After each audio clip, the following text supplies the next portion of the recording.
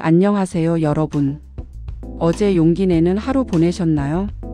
오늘도 제 이야기를 찾아주셔서 감사드려요.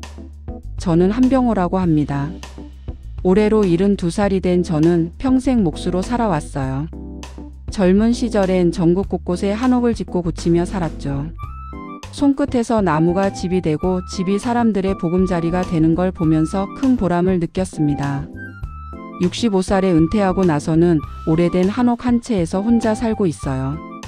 아내가 떠난 지도 벌써 5년이 됐네요. 이 집은 제가 40년 전에 지은 집이에요. 대문 들어서면 앞채가 있고 안쪽으로 들어가면 뒷채가 있는 구조죠. 앞채는 원래 아들 내외가 살 집으로 지었는데 아들이 결혼하고도 계속 아파트에서 살겠다고 해서 그냥 창고로 쓰고 있었어요. 뒷채가 제가 사는 공간이고요. 은퇴 후에는 오칠 공예를 배우기 시작했어요. 평생 나무를 다뤘지만 오칠은 또 다른 세계더라고요. 매일 밤 작업실에서 조금씩 작품을 만들며 시간을 보냈습니다. 아내가 생전에 좋아했던 찻잔 받침, 젓가락, 작은 함들 하나하나 정성스럽게 칠하고 또 칠했어요. 그런데 작년 가을 갑자기 아들 도윤이가 전화를 했어요. 아버지, 저희가 이사를 가야 하는데 당분간 아버지 집에서 같이 살면 안 될까요? 집수리도 도와드리고 싶고요. 아들은 42살 학원 강사로 일하고 있었어요. 며느리 유리는 39살인데 직업이 좀 특이했어요. 중고거래랑 단기 임대로 돈을 번다고 하더라고요. 사실 처음엔 무슨 일을 하는지 잘 이해가 안 됐어요. 그냥 인터넷으로 뭘 사고팔고 한다는 정도로만 알았죠. 그래, 앞채 비어 있으니까 거기서 살아라. 수리할 데도 많으니 같이 고치면 좋지. 그렇게 아들 내외가 들어왔어요. 처음 한두 달은 괜찮았어요. 아침 저녁으로 같이 밥도 먹고 오랜만에 집에 생기가 돌았죠. 도윤이는 주말마다 지붕기와도 고치고 마당 정리도 도와줬어요. 유리도 반찬을 해다 주고 청소도 자주 했고요. 그런데 석 달쯤 지났을까요? 어느 날 저녁 제가 작업실에서 오칠을 하고 있는데 유리가 들어왔어요. 아버님, 이 냄새 때문에 머리가 아파서 못 살겠어요. 오칠이 몸에도 안 좋다던데 이제 그만하시면 안 될까요? 이게 내 유일한 취미인데. 환기도 잘 시키고 있잖아. 아니, 냄새가 앞채까지 다 와요. 손님들이 오면 뭐라고 해요? 집에서 이상한 냄새 난다고. 손님이라니 무슨 손님을 그렇게 자주 부르나 싶었지만 그냥 넘어갔어요. 나이 들어서 고집 센 시아버지 소리 듣기 싫어서요. 그 다음 주 퇴근하고 집에 왔더니 제 작업실이 텅 비어 있었어요. 오칠 도구들 만들다 만 작품들, 심지어 작업대까지 다 사라졌어요. 급하게 유리를 찾았더니 태연하게 말하더군요. 아, 그거 다 정리했어요. 어차피 돈도 안 되는 고물들이잖아요. 이 공간을 좀 더 효율적으로 써야겠어요. 효율적으로? 내 물건을 함부로 버리면서? 버린 게 아니라 재활용센터에 기부했어요. 거기서 필요한 분들이 쓰시겠죠. 그때 옆에 있던 쌀독 위에 뭔가 있는 걸 봤어요. 아내가 쓰던 옛날 재봉틀이었어요. 그것도 내일 가져간다는 스티커가 붙어 있더라고요. 이것도 가져갈 거야? 이건 내 어머니가 쓰던 거야. 아버님, 고물 하나 때문에 그렇게 화내실 필요 있어요? 어차피 안 쓰시잖아요. 그날 밤 저는 잠을 못 잤어요. 아내가 그 재봉틀로 우리 가족 옷을 다 지어 입혔는데, 도윤이 첫 돌 때 입었던 두루마기도 그걸로 만들었는데, 며느리는 그저 고물이라고만 생각하는구나. 다음날 아침 도윤이한테 얘기했어요. 재봉틀은 건드리지 마라. 그리고 작업실 물건들 다시 가져와. 아버지, 유리가 그 공간을 에어비앤비 방으로 만들고 싶대요. 요즘 한옥 숙박이 인기래요. 수입도 짭짤하고. 뭐? 내 작업실을 남의 숙소로? 아버지도 나이 드시는데 용돈 생기면 좋잖아요. 그 말에 화가 치밀었지만 참았어요. 아들이 그렇게 생각한다니 서글펐습니다. 그래도 내 집인데, 내가 평생 일해서 지은 집인데. 그때였어요. 유리가 현관문에 뭔가를 붙이고 있더라고요. 가서 보니 한옥 스테이 마이너스 전통의 멋을 느끼는 특별한 하루라는 현수막이었어요. 이게 뭐야?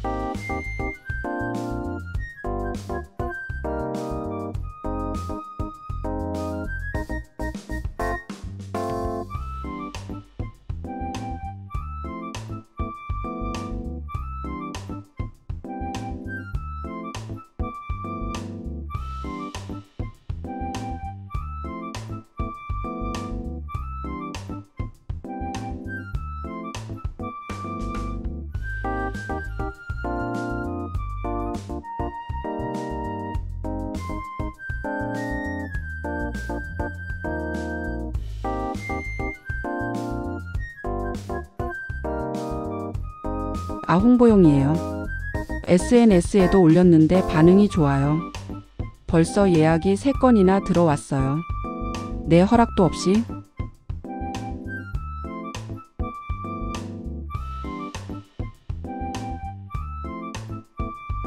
아버님, 가족끼리 뭘 그렇게 따져요? 다 이 집 위한 거잖아요. 그 말이 가슴에 모처럼 박혔어요. 가족이라서 더 함부로 하는구나. 가족이라서 더 선을 안 지키는구나. 그날부터 저는 마음을 정했어요. 말이 안 통하니 거리를 두자. 며칠 후 조용히 짐을 싸서 해파랑길 트레킹을 떠났어요.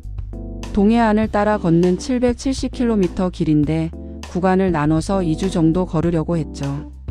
어디 가시는 거예요? 도윤이가 물었어요. 바람 좀 쐬고 올게. 집은 알아서 써. 걸으면서 많은 생각을 했어요.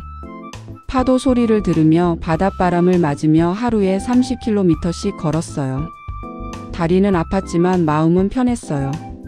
내 인생에서 내가 주인인 시간. 그게 얼마나 소중한지 새삼 깨달았죠. 포항 영덕 울진. 동해안 마을들을 지나면서 민박집에서 자고 작은 식당에서 밥을 먹었어요. 거기서 만난 사람들과 이런저런 얘기도 나눴죠. 어떤 할머니는 자식들이 집을 팔라고 난리인데 죽어도 안 판다고 하시더라고요. 어떤 할아버지는 아들이 사업 망해서 집을 담보로 잡혔다가 겨우 찾았다는 얘기도 들었고요. 그날 이후 내 삶은 달라졌다. 2주 후에 집에 돌아왔어요. 그런데 대문 앞에 서서 눈을 비볐어요. 문패가 바뀌어 있었거든요.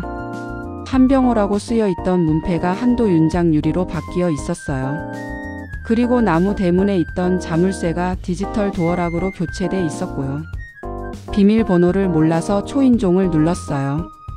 유리가 인터폰으로 대답했어요. 누구세요?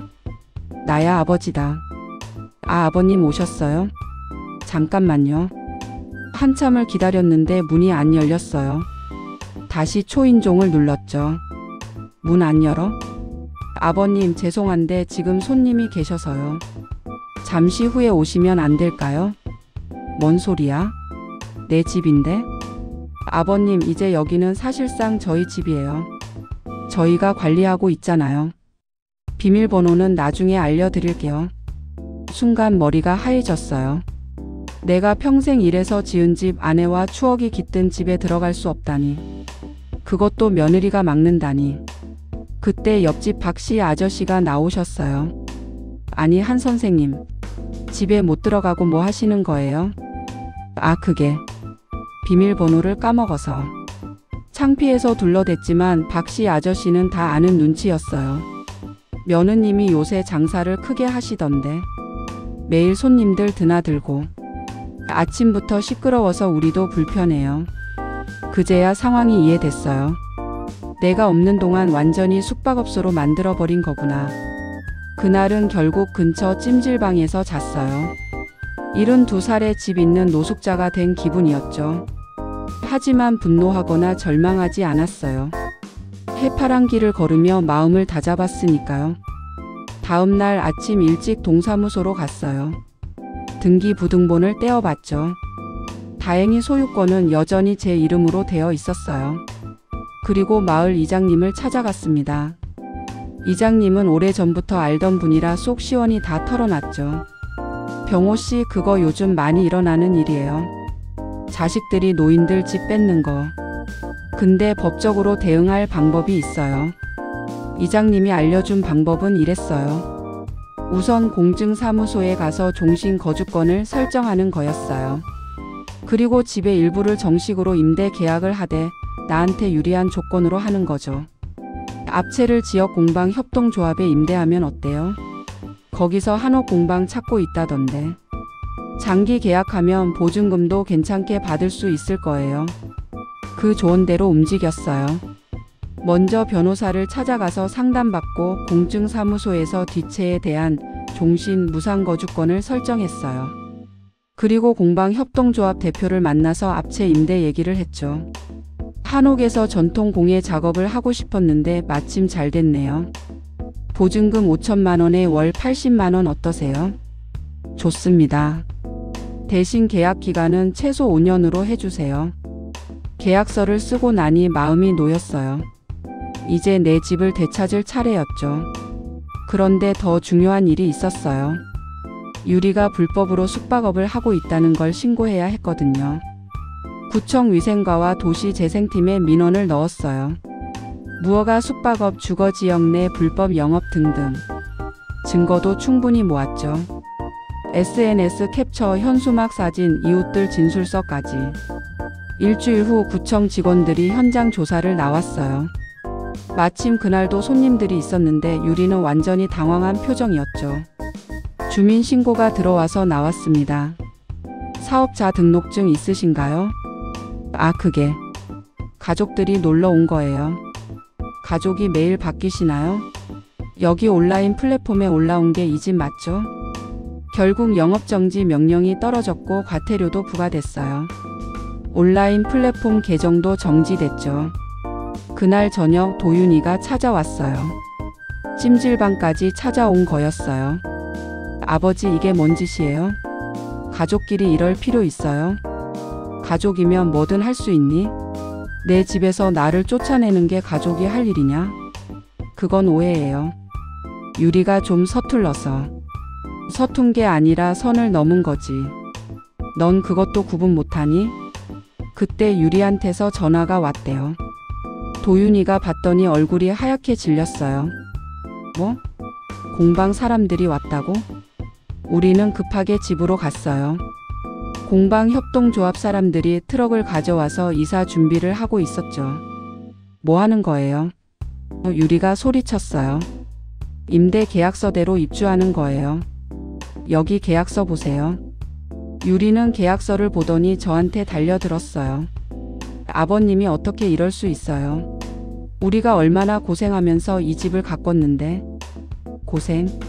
내 작업실을 마음대로 없애고 문패를 바꾸고 나를 집에서 쫓아낸 게 고생이야? 저희도 먹고 살려고 한 거잖아요. 그럼 정당하게 하든가. 왜 남의 집을 도둑질하려고 해? 그 한마디가 내 인생을 바꿨다. 그렇게 말하니까 유리가 할 말을 잃더라고요. 도둑질. 그 단어가 정확했던 거죠. 가족이라는 이름으로 포장했지만 결국 남의 것을 빼앗으려 한 거였으니까. 공방협동조합이 들어오고 나서 집은 완전히 달라졌어요. 앞채는 깨끗하게 정리돼서 도예, 목공예, 한지공예 작업실이 됐어요. 젊은 공예가들이 매일 와서 작업을 했죠. 나도 가끔 가서 목공 기술을 가르쳐 줬어요. 보증금 5천만 원으로 뒷채를 리모델링 했어요. 오래된 한옥의 멋은 살리면서 생활하기 편하게 고쳤죠. 그리고 작은 프로그램을 시작했어요. 할배 목공 교실이라고 동네 아이들한테 무료로 목공을 가르치는 거였어요. 그리고 할매 밥상이라고 혼자 사는 노인들 모셔서 같이 밥 먹는 프로그램도 만들었고요. 도윤이랑 유리는 결국 집을 나갔어요. 처음엔 원룸으로 갔다가 몇 달 후에는 이혼했다는 소식을 들었어요. 유리가 또 다른 사람한테 투자 사기를 쳤다가 걸렸대요. 도윤이도 그제야 눈이 떠진 거죠. 반년쯤 지난 어느 날 도윤이가 찾아왔어요. 많이 야위고 초췌해진 모습이었죠. 아버지, 죄송해요. 제가 정신이 나갔었어요. 무릎 꿇고 울더라고요. 42 된 아들, 그러니까 마음이 아팠어요. 그래도 쉽게 용서할 수는 없었죠. 일어나라. 무릎 꿇는다고 해결되는 게 아니야. 아버지, 한 번만 용서해 주세요. 다시는 그런 일 없을 거예요. 용서? 그럼 뭐가 달라지니? 넌 여전히 남의 눈치나 보면서 살 텐데. 돈 좀 빌려주세요. 제기하면 다 갚을게요. 그때 저는 단호하게 말했어요. 빌려줄 돈은 없다. 다만 일자리는 있다. 일자리요? 공방에서 조수가 필요하대. 월급은 적지만 기술을 배울 수 있어. 하겠으면 내일부터 나와. 도윤이는 망설였어요. 자존심이 상했겠죠. 학원 강사하던 사람이 공방 조수라니. 하지만 다른 선택지는 없었어요.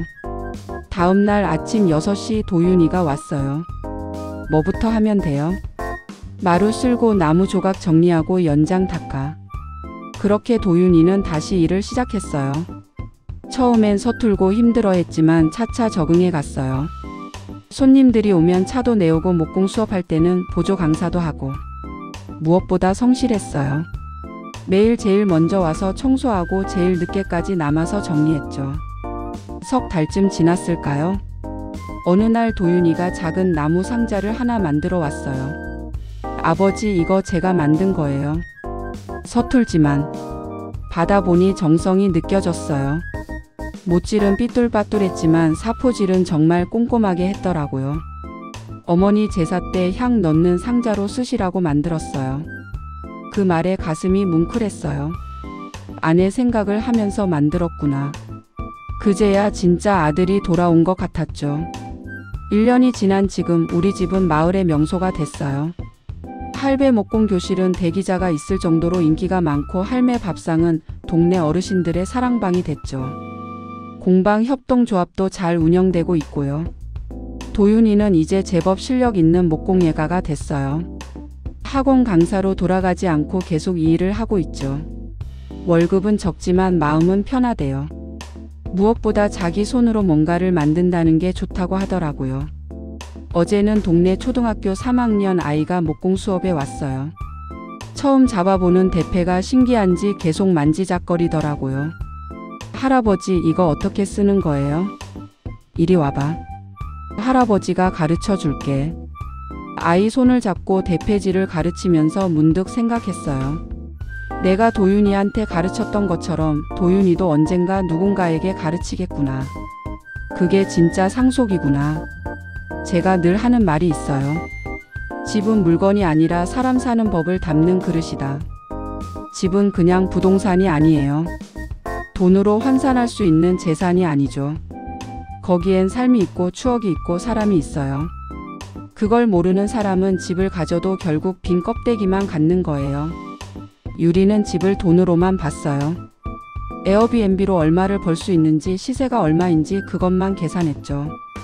하지만 집은 계산으로 얻는 게 아니에요. 살면서 얻는 거죠. 저는 이제 매일 아침 마루에 앉아서 햇살을 받아요. 공방에서 들려오는 망치 소리, 아이들 웃음소리, 할머니들 수다 소리. 그게 다 이 집을 채우는 소리들이에요. 빈 집이었을 때보다 훨씬 풍성해졌죠. 며칠 전에 도윤이가 물었어요. 아버지, 저 언젠가 용서받을 수 있을까요? 용서는 내가 스스로 하는 거야. 남한테 구하는 게 아니고. 무슨 말씀이세요? 내가 더 나은 사람이 되면 저절로 용서가 돼. 과거는 바꿀 수 없지만 미래는 바꿀 수 있잖아. 그 말을 하면서 저도 깨달았어요. 저도 도윤이를 이미 용서했구나. 아니, 용서라기보다는 받아들였구나. 실수하고 넘어지고 다시 일어서는 게 인생이니까. 중요한 건 다시 일어서는 거니까. 요즘 가끔 생각해요. 만약 그때 유리가 제 작업실을 안 치웠다면, 문패를 안 바꿨다면, 저를 집에서 안 쫓아냈다면 어떻게 됐을까? 아마 계속 불편한 동거를 했겠죠. 서로 눈치 보고 마음 닫고 겉으로만 가족인 척하면서. 오히려 그 일이 있어서 좋았어요. 선을 확실히 그을 수 있었고 관계를 새로 정리할 수 있었으니까. 무엇보다 도윤이가 다시 시작할 기회를 얻었잖아요. 피는 권리가 아니라 책임이에요. 가족이라고 해서 무조건 받아주고 무조건 용서하고 무조건 주는 게 아니에요. 때로는 단호해야 하고 때로는 선을 그어야 해요. 그게 진짜 사랑이죠. 경계는 화가 아니라 절차로 세우는 거예요.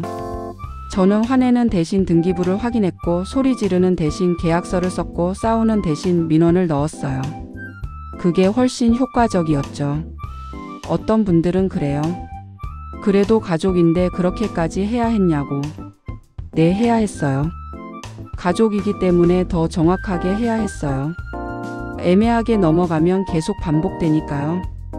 제가 이 나이에 배운 게 있어요. 용기는 큰 소리 내는 게 아니라 조용히 행동하는 거더라고요. 분노를 삼키는 게 아니라 분노를 질서로 바꾸는 거고요. 이제 저는 정말 제 집의 주인이 됐어요. 서류상 주인이 아니라 진짜 주인.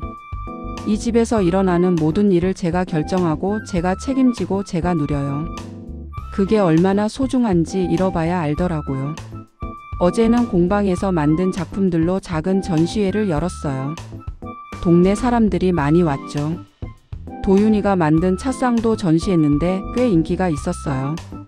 누가 사고 싶다고 했는데 도윤이가 안 판대요. 처음 만든 작품이라 간직하고 싶다고. 그 모습을 보면서 생각했어요. 이제 도윤이도 뭐가 진짜 가치 있는지 알게 됐구나. 돈으로 살 수 없는 것들이 있다는 걸 알게 됐구나. 올해 제 목표는 하나예요. 건강하게 오래 살기. 이 집에서, 이 마을에서, 이 사람들과 함께. 그게 제일 큰 복수예요. 나를 쫓아내려 했던 사람들보다 더 행복하게, 더 당당하게 사는 것. 그게 진짜 이기는 거잖아요.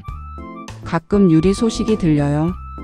또 다른 사기를 쳐서 구속됐다가 집행유예로 나왔대요. 불쌍하기도 하고 안타깝기도 해요. 그 영리함을 제대로 쓰면 잘 살 수 있을 텐데. 욕심이 너무 앞서니까 계속 넘어지는 거죠. 도윤이는 가끔 유리 얘기를 꺼내요. 미안하다고, 자기가 더 단호했어야 했다고. 그럴 때마다 저는 말해요. 지나간 일 붙잡지 마라. 앞만 보고 가라. 인생은 뒤돌아보는 게 아니라 앞으로 가는 거니까요. 실수했으면 다시 안 하면 되고, 넘어졌으면 일어나면 되고, 길을 잃었으면 다시 찾으면 돼요. 며칠 전에 마을 어르신 한 분이 그러시더라고요. 병호 씨 참 잘했어. 요즘 자식들한테 당하고 사는 노인들 많은데 이렇게 당당하게 사니까 보기 좋아. 뭘 잘했어요.